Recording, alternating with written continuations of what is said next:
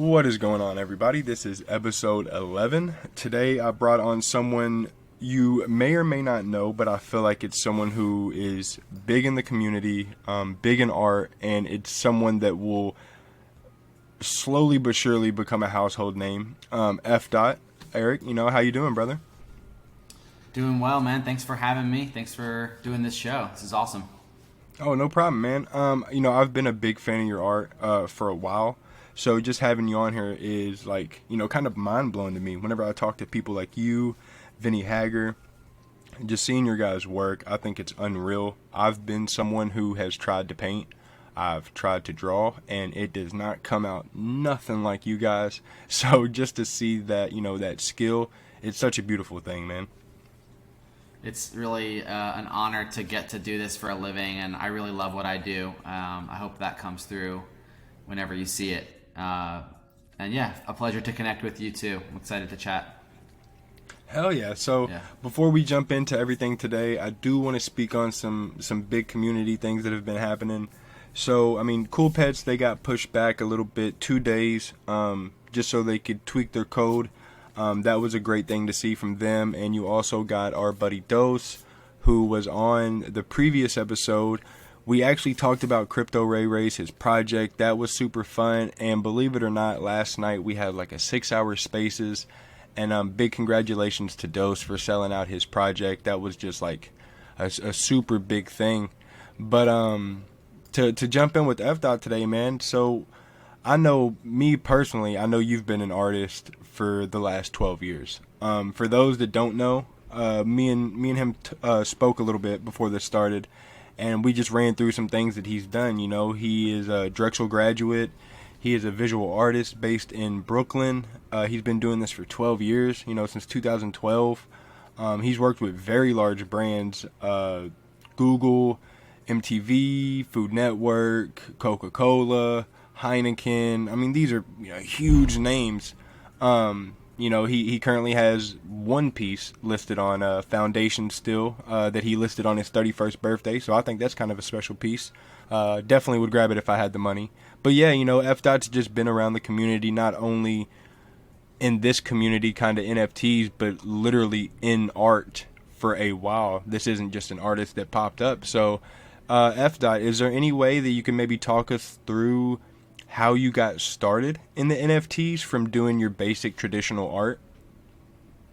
Yeah, sure. I can share that journey a little bit. So you covered most of the stuff that brought me here, studying graphic design. There were a few different jobs that I had throughout my career that really helped me develop my style and my taste in art.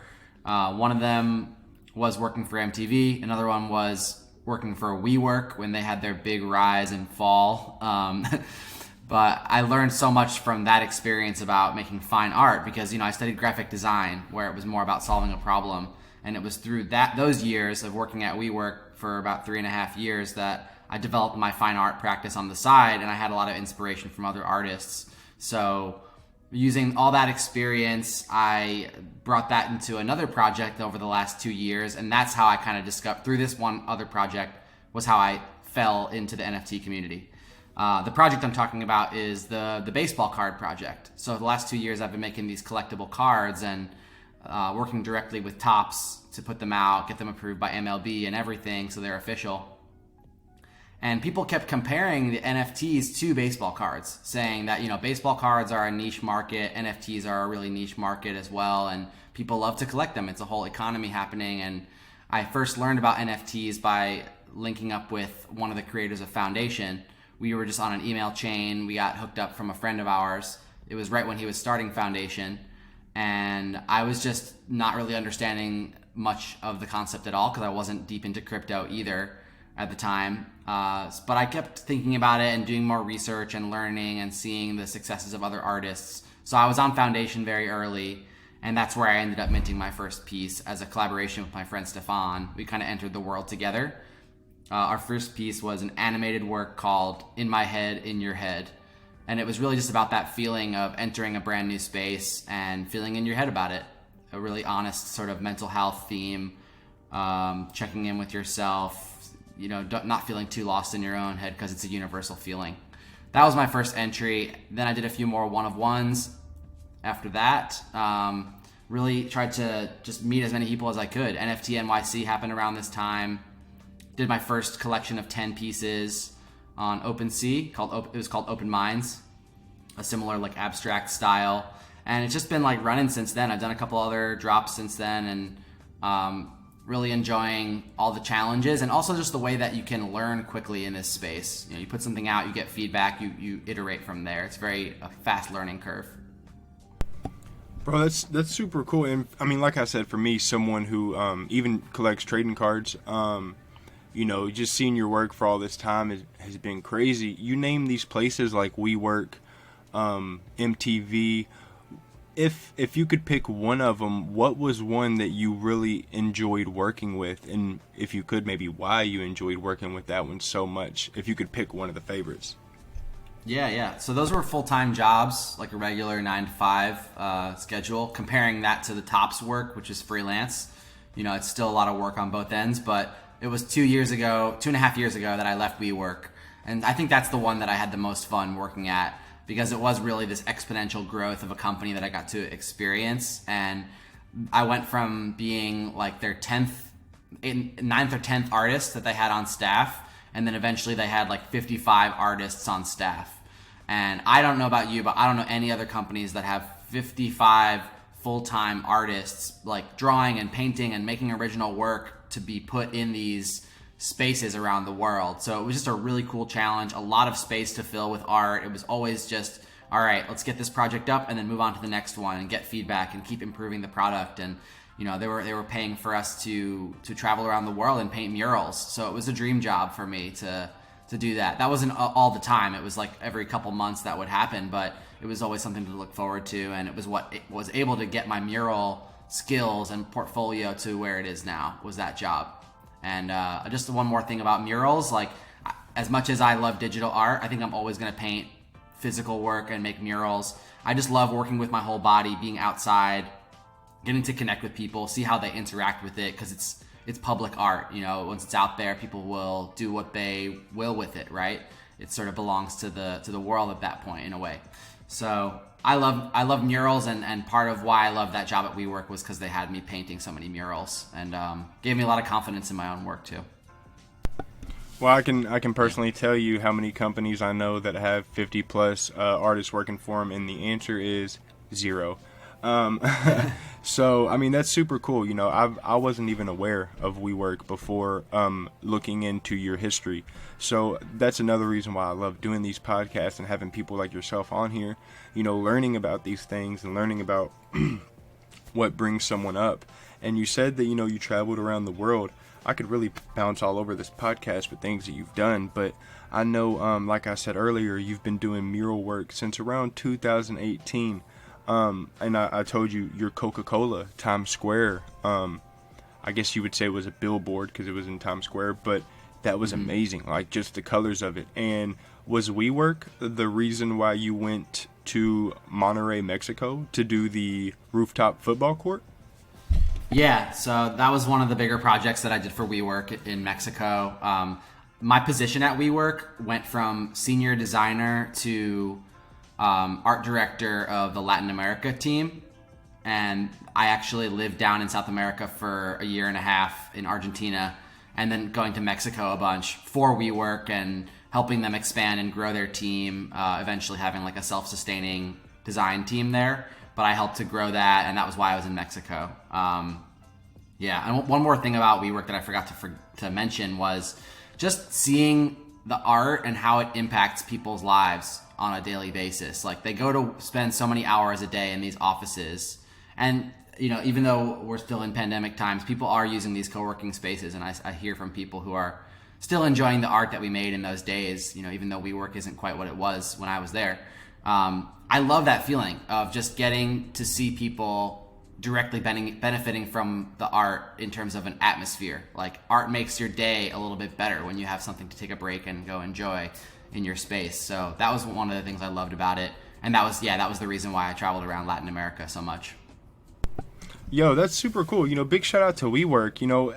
Actually looking into your history, you've been all around the world. I wouldn't say all around, but you've been a lot of places. You know, you studied abroad in Prague, Czech Republic, for Charles University when you went there. I think around 2010 or something like that, maybe a little bit later.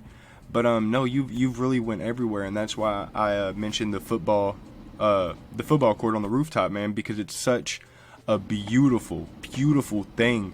Whenever I was looking, I saw this picture of you laying down, and I was like, yo, this is a big piece. What is this? I did a little bit more research, and I was like, yo, this is a football court on a rooftop. This is beautiful.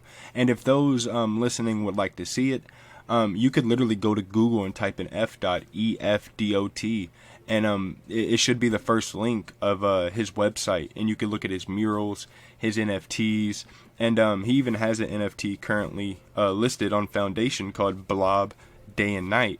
And I mentioned that it was listed on his 31st birthday, and it's an animated piece of his signature Blob character in a state of relaxed contemplation, as he listed. But like I said, it's on Foundation at a very, very respected, reserved price. If I had the money, I would have put it on there. I'm not gonna lie to you. But no, man, it's super cool. I did want to ask you real quick, how did you manage to work with Topps? I know you said that you've been doing the Project 2020, and you did some more cards after that. You even had the Blob companion cards. So how did you manage to get in there with Topps and get those cards? I don't know what it was that made them reach out to me, but I think someone from their team had been following me for a few years, and I've been doing this a long time and building my connections, my reputation, especially in New York, because I'm from just outside of New York City.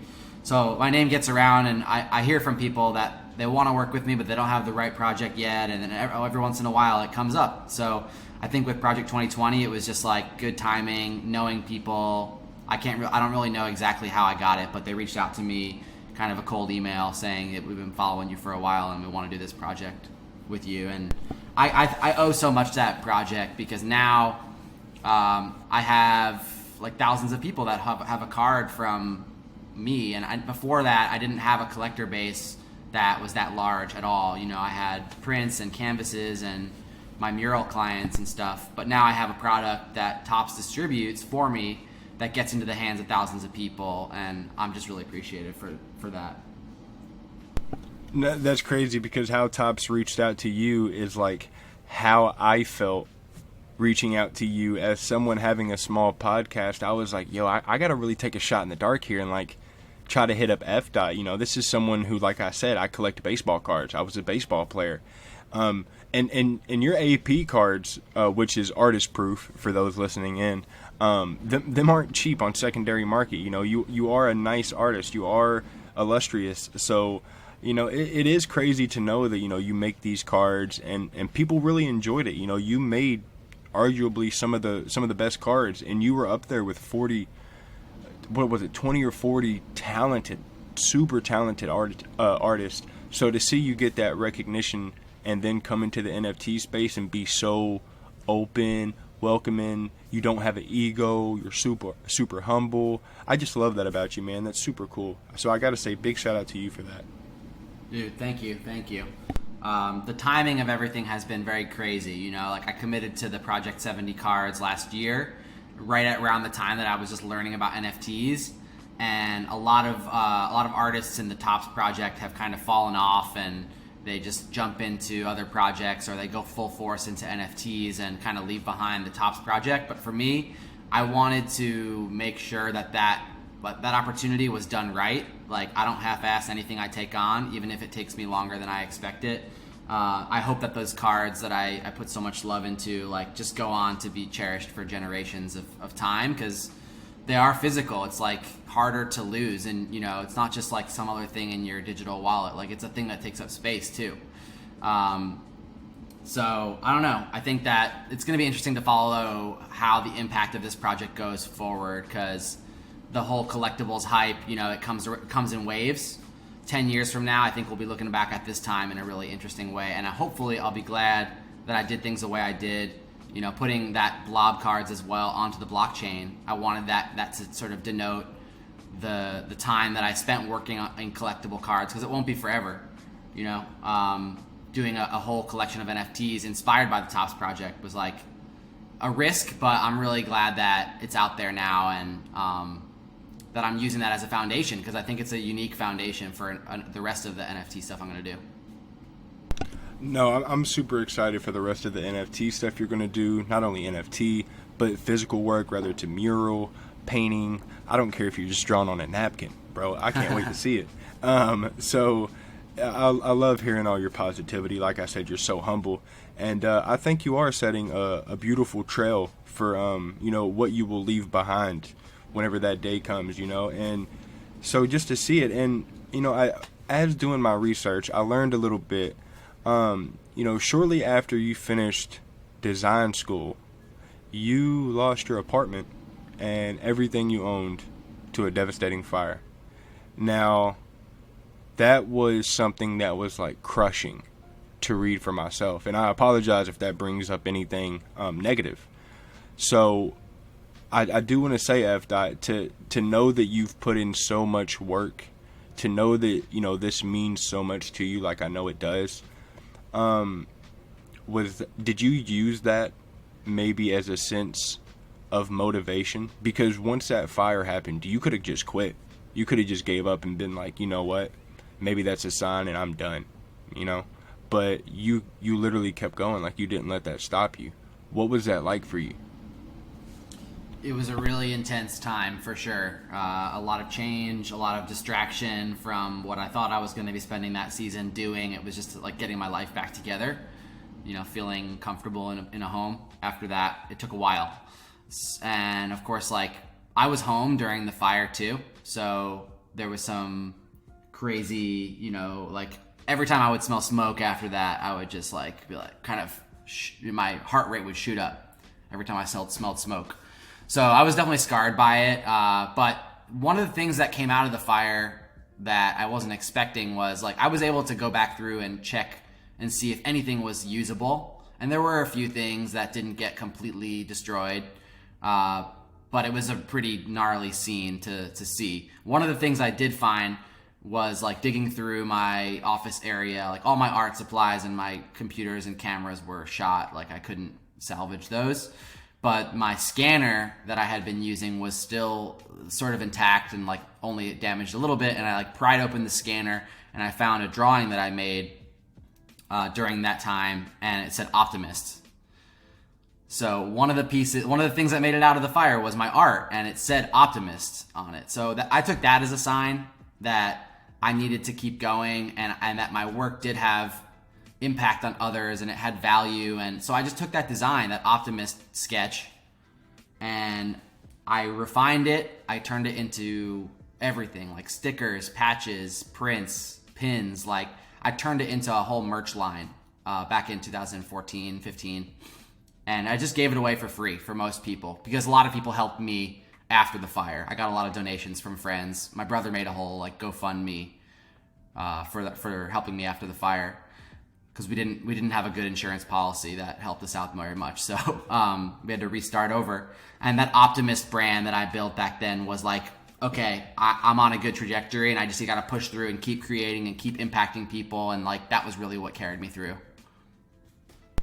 Yo, I wanted to, like, stand up and start clapping at my computer desk because that was just beautiful, man. The fact that something I didn't know much about this story, and for those listening in, this wasn't something that Efdot shared with me in secret, and I just sprung it on him at the moment of the episode.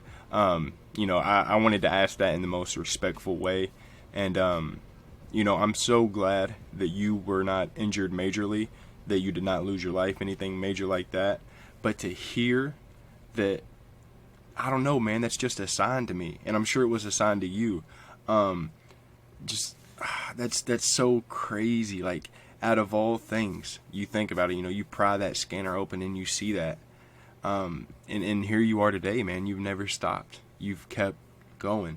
So I'm so glad to see that, and I'm so glad to see that you use that as a type of fuel. Dude, that just makes me, like, so happy. I'm sorry. Yeah, it definitely solidified that one of the gifts that I have is putting that feeling of optimism, that feeling of connectedness, freedom, just creativity and play, like putting all those feelings that are so important to me into art and sharing that with other people, that time really solidified that that's one of my gifts, and that I got to keep pulling that thread.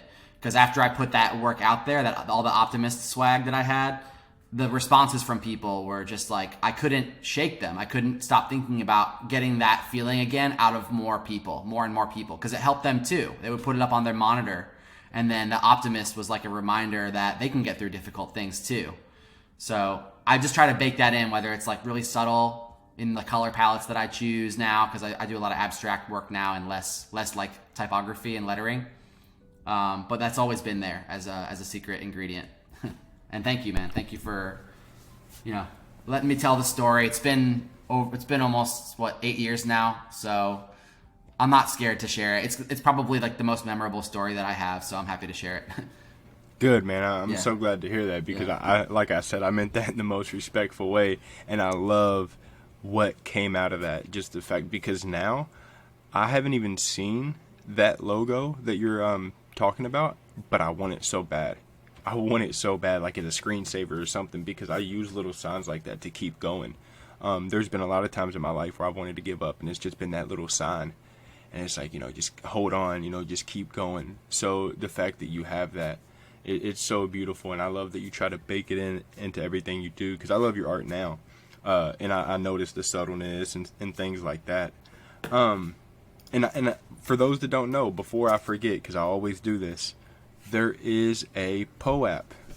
Me and Efdot discussed before the episode about a POAP for this episode 11, and we decided we were going to do a little blob on the POAP that he's going to, throw together over the weekend or something. But we do have a code for it. The code for it will be blob7. So, in all caps, you need to type in on the POAP app, only on the app, iPhone, Android. You need to type in BLOB7. The number 7. So BLOB7, all caps. You put that in.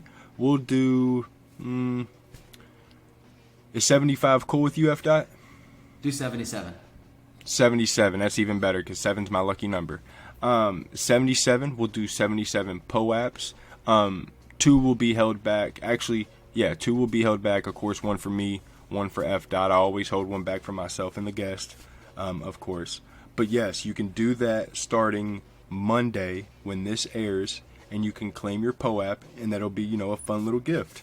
And I can't thank you enough, Efdot, for allowing me to do this episode and the POAP with you, and you designing the blob for it. Yeah, man. No worries. What else we got here? We got a little more time. What do you want to get into? Oh yeah, I'm definitely not done here. Yeah. So I do want to ask for some listening in. I know that I would call you a traditional artist before NFTs.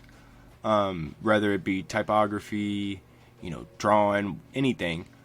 Is there anything you could say to maybe help people that listen in that were maybe once in your shoes and they're out there still at the traditional art? And they're trying to enter NFTs, but they don't know how? Yeah. Maybe they're trying to enter NFTs and they're like, man, I really enjoy what I'm doing. Like if it's not broke, why why do anything? Or maybe they just think, yo, I really want to jump in, but I have no clue how. Do you? Yeah. I mean, I know that's a big question to ask you, especially right on the spot. But maybe how you approached it, or maybe something like that. Yeah, I think one thing is I'm not here to convince anybody to do NFTs. Some people ask me like, why should I do it? And I'm just saying, well, here are the reasons why I did it. You can do whatever you want. Yeah, can we hear your reasons? Maybe that's what I should ask, because you're absolutely right. NFTs are not for everybody. Some people might feel way more comfortable doing their art in their lane, and they might never get into NFTs, and that's totally fine. I respect that. So what made you take that route? Well, I I got very used to seeing my art on the secondary market last year when I did the Topps Project 2020. And there was a whole crazy hype phase where people were selling these cards that were retail for like $20 and they were going for like thousands of dollars on eBay. And I wasn't getting anything from that sale at all, you know? So I got used to seeing people flip my work, which for the first time, you know, that wasn't happening very much with my screen prints or my paintings. And I was basically like, well, I got what I got paid in the beginning and now I'm on to the next artwork. And I think that once I dug a little deeper into NFTs and understood the royalty aspect of it, it made me realize that if I focus on this model, I can make more and better work and not worry so much about getting paid everything up front. Because I know that if I make enough pieces, there's going to be secondary sales, and I can rest a little easier knowing that the work I'm doing now is going to help me down the line too. Instead of having to, like, because what happens if I break my hand? Like, I'm screwed, you know? I can't make any more work. There has to be a healing time where I'm still having some kind of passive income from my work. So that was the main motivator, I won't lie. It's like really to free up my time to do better work, and that comes from having more recurring revenue from the royalties that come with NFTs. The other aspect of it is that, like, when you sell an NFT, you don't have to put a physical piece associated with it. It might just be a digital piece. So one of the things that I do at my studio is I do ship physical pieces. I'm fully aware of like the nightmare that comes along with shipping art. It's like a whole logistics operation. Last year I had a team of 5 people working for me, not full time, like most of them were part time, but I had like 5 people working for me to run this physical art business. With the cards, the prints, the paintings, and everything. And I think with NFTs, I'm allowed to, and I can scale down my business, focus on quality over quantity if I'm going to do physical products at all, and then I can just move from one project to the next without having to worry about that logistical nightmare. And some of the collectors they like the physical, but they don't need it right away. That, you know, everyone's a little different with how they value the physical. And I think it's just good to diversify. So instead of putting all my eggs in one basket of I'm just doing traditional art or I'm just doing client work or product sales or whatever, I do it all. I do a little bit of everything. NFTs are not the only thing I'm doing. It's a huge focus for me as I enter the space and learn more about it every day. But it's just one other extra tool in my tool belt. And as much as I want to go all in on it, I'm also still finishing up my agreement with Topps. So I'm doing a lot of stuff outside of NFTs, and it's exciting to be in this transition. I wish I could go more into it and be like, tell you everything I'm working on for 2022, but it's going to be some NFT stuff and some physical stuff. And I think I like the balance, honestly. No, that's good. And when you told me, you were like, bro, you know, I don't have a bunch of alpha to tell you. I was like, yo, that's perfectly fine. You know, this conversation is alpha in itself. I feel like, because those who don't know you or may not know enough about you, I feel like this conversation is really going to show like a lot of who you are as an artist and like what this space means to you, but not only the NFT space, just art in general, which is what I love. You know, I'm going to own a physical piece by you. Like it's just got to happen. But I was thinking of questions, like I was like, I can't just end it now. I got to think of at least 2-3 more questions. So one thing I wanted to ask you, with NFTs, we see a lot of people preach ownership. What does ownership mean for you in your work? You know, whenever I'm not an artist, so I don't know what it's like to go work with a big company, but I know that when it comes to NFTs, you're your own boss. Like you're not on a time schedule. This is all you. You make the calls. You're the shot caller. Like, so what is that like? What does ownership mean to you as an artist? That's a really good point to bring up, because it was something that I neglected to share when you were asking me about why I got into NFTs. I shared with you originally why I got into NFTs, but as I learned more and more about it, I found that, like, yeah, it's a revolution of artists being able to own their work in this way on a publicly viewable record that is the blockchain. So it's important to see that, where things came from, right? Just like with anything, when you look into where things come from, it makes you think differently about it.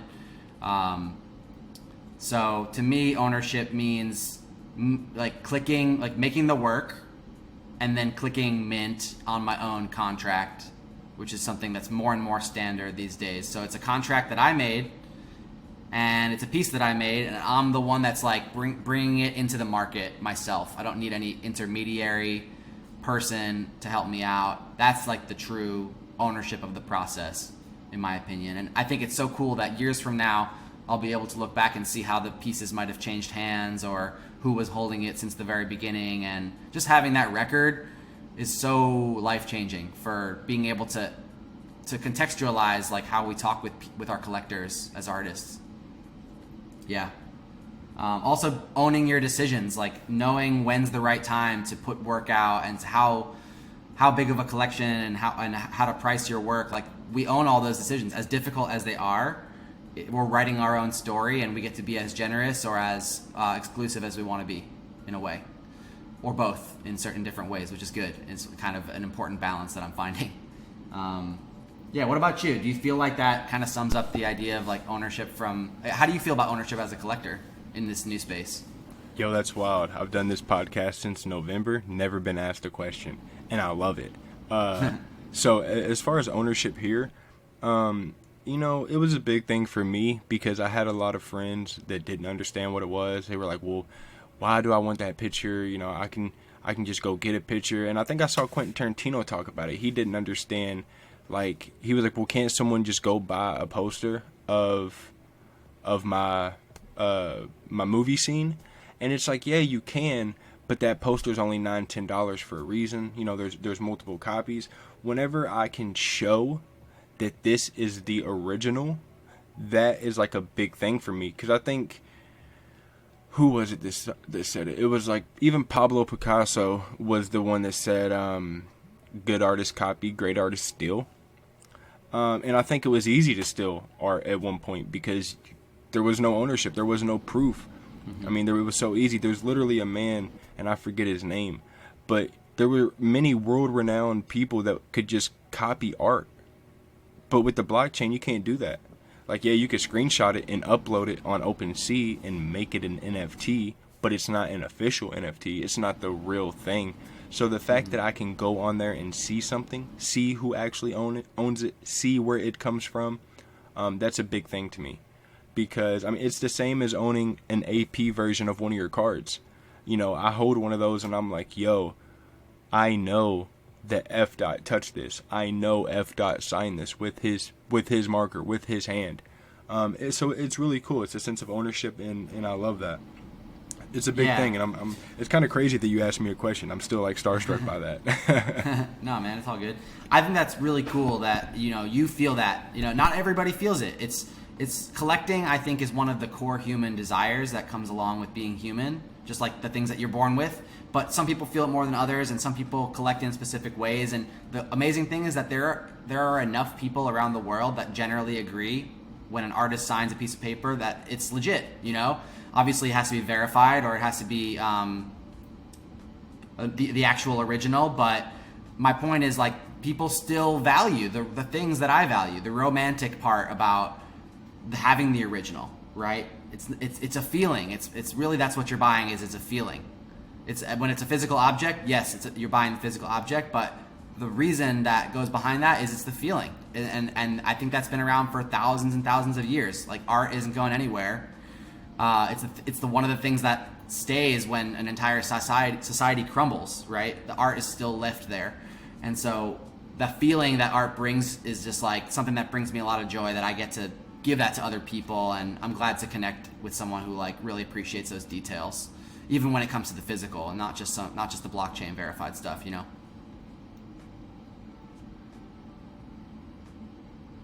still there? Did I lose you? Nope. I'm still here. I actually went to unmute my mic and didn't even touch it. I was too excited. So what I wanted to say was, bro, I have so much appreciation for art before NFTs. Like, I mean, I have a Keith Haring tattoo on my leg, which is what makes me really like Vinny Hager. He always laughs whenever I say that I see a comparison. But I enjoy that work. I enjoy line work. more than anything. And I was going to say the Sono Collection Mall in Norwalk, Connecticut. Your piece is so damn beautiful. And you have one, it was like black and white in a New York building. Do you know which one I'm talking about? Oh, yeah. The USA Sci-Fi one? Dude, Rockefeller Center. that is so mind-blowing. Because I guess, would you call that monochromatic? Yeah, like a line work style. That one's monochromatic for sure. Yeah, so that, I'm a big fan of monochromatic work. And seeing that looked crazy. Like, I legit wanted that on my bedroom wall. But just seeing you do those, by hand, I think that's just as talented as designing a card or making an NFT. So, I mean, I feel like people that do appreciate NFTs, if you're actually one of those people that appreciate it, dude, check out Efdot's work because you will be a big fan of it. I'm sure many people have seen Klon do murals, Vinny Hager do murals, and Efdot is right up there. You know, he's been doing this for a long time, and I can't stress enough that he's not someone that just popped up overnight. And I think that's why you will catch traction, because everything about you has been organic. And that's what I love. Just like with the Crypto Ray Rays, you know, they've been around since August. They sell out yesterday. Was it a long time? Yeah, a couple months. But it's all organic. It was all love, and it was all natural. But I do want to close this with one good question that I should have probably started the whole episode off with, but I was just so anxious to get in here. So to end this, actually, I want to say, who is Efdot? Yeah, go ahead. And I mean that to say, maybe, I mean, you could throw in where the name Efdot maybe came from, but if there's one thing, or maybe one short thing that you wanted people to take away from this episode, what would it be? Why should they, I'm not even going to say why should they look into Efdot, because, you know, people can do what they want, but what do you want people to feel about you? Like, you know, you're an artist or this or that. I just wanted to know maybe your input on that. Yeah, so I think that one little anecdote I can share about who I am, what Efdot means to me. So my name's Eric Friedensen. My last name's Friedensen, which means son of freedom in German. And I always I latched onto my name, even though it was long and hard to spell, as something that identifies who I am, because I do feel a sense of freedom when I create. So Efdot is a shorthand for my name, Eric Friedensen. But when I think about Efdot, I think of freedom. And if you have to imagine who Efdot is, just imagine a 12-year-old kid who picks up a skateboard and a camera for the first time and can make whatever the hell they want, and then they finally learn that this is a life that you can build of what you want when you take it, when you have that freedom. That's what it means to me. Yo, I like that. And that's what I get. For me, I look at artwork, and I don't know if maybe I'm weird or if I'm just one of those people, but I do feel things. You know, I do feel a way. Now, I'm not that person at an art gallery. You see the common meme where it's just like a dot on the wall and everybody's just staring at it.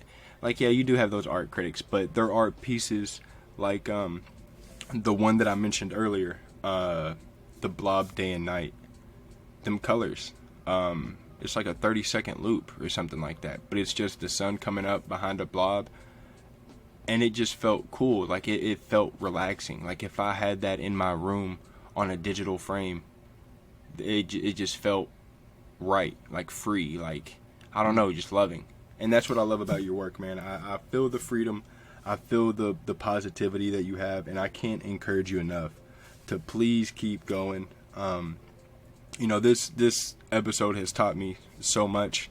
I've learned so much about you even after doing the research, and I'm so glad that you came on here, Efdot. It's been a huge honor for me. Like I said, I've been a fan of your work before NFTs, even before Tops. You know, I've seen your work just because I'm a big fan of line work and try to look for people similar to Keith Haring. So I can't thank you enough for coming on here, man. Seriously. Yeah, and you know, thank you for also seeing like the differences too, because like a line work style, like I'm like you. I when I see artists with a similar style, like I perk up, I like try to find all the cool little things that make their style different. And that's the thing about working like with minimalism and with line work is you're forced to focus on the few things that you're given and the subtlety of those. Like the simplicity of it is what makes it interesting to me. And like you were just joking about having like a dot on a wall, you know, that's a statement. And just like when Keith Haring first started doing his work, like it was a statement and it was different from what everyone else was doing. So I just appreciate that you can see the subtlety in it and that you appreciate that same simplicity that we do. Super cool coming on your show, man. Thanks for giving me the space to share from my heart, share some of my stories. Really, really good questions. And I'm glad I got a question on you too. Yo, yeah, I appreciate it, man. It means so much. And for those listening in, before we go away, don't forget we do have a POAP. Once again, the code is BLOB7, BLOB, number 7, and that's in all caps. You should be able to type that in on the POAP app. You can get that on iPhone and Android. Yeah, it'll be a secret code starting Monday. And POAP should probably sponsor me by this point because I shout them out every episode. So I'm going to talk to them soon. But yeah, man, thank you so much. And for everyone listening, I greatly appreciate it. This has been another episode of Sit Down with Sniper. And we had another illustrious guest, Efdot. Tune in next week and we will have somebody new. Thank you so much for tuning in. And I hope you all have a great week.